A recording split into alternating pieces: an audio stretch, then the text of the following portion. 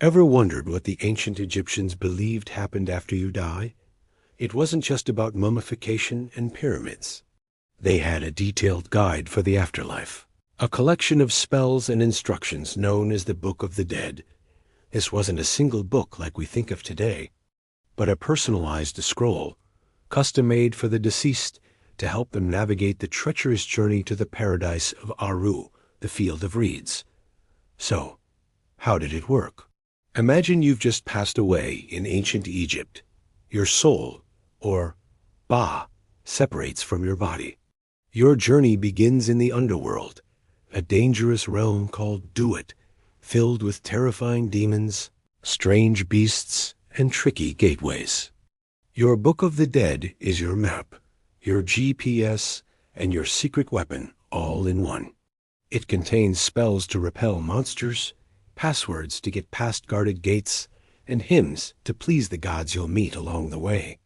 Each scroll was unique, with spells chosen by the individual or their family based on what they could afford. The wealthier you were, the more elaborate and comprehensive your book would be. The journey through Duat was a series of tests. You'd have to prove your worth and knowledge. One spell, for instance, might help you remember your own name, which was crucial because forgetting it meant you'd cease to exist. Another spell might give you the power to transform into different animals.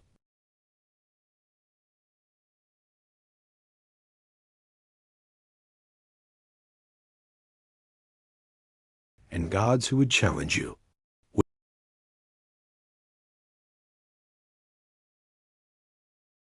The ultimate test, the grand finale of this spiritual obstacle course, was the weighing of the heart ceremony.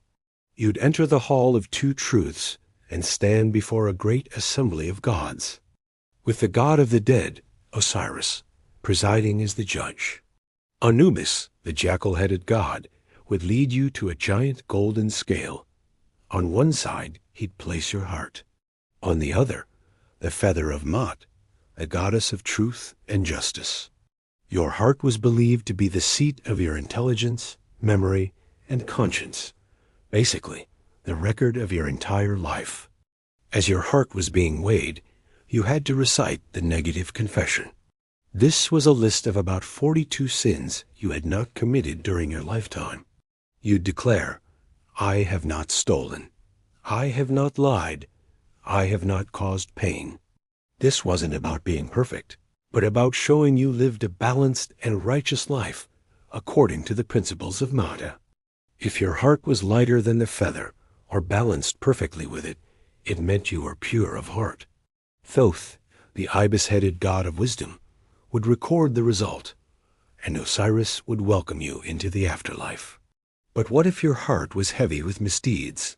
Then disaster. Your heart would be devoured by Ammit, a terrifying goddess with the head of a crocodile, the body of a lion, and the hindquarters of a hippo. This was the worst possible fate. Your soul would be utterly destroyed, ceasing to exist for all eternity. There was no second chance. This fear of oblivion is what made the Book of the Dead so incredibly important. It was the ultimate insurance policy for your soul. For those who passed the test, a blissful eternity awaited. You'd be guided to Aru, the field of reeds. This was a perfect reflection of the Egypt you knew, but without any suffering, hunger, or hard labor. The sun always shone, the crops were always plentiful, and you could reunite with loved ones who had passed before you. You could spend eternity relaxing, feasting, and enjoying the paradise you had earned. The Book of the Dead wasn't just a book about death. It was a testament to the Egyptians' profound hope for an eternal life of peace and joy. It shows us how they viewed morality, justice, and the very essence of what it means to be human. Thanks for watching. If you enjoyed this journey into the ancient Egyptian afterlife, don't forget to like, subscribe, and hit that notification bell for more explorations into history's greatest mysteries. See you next time.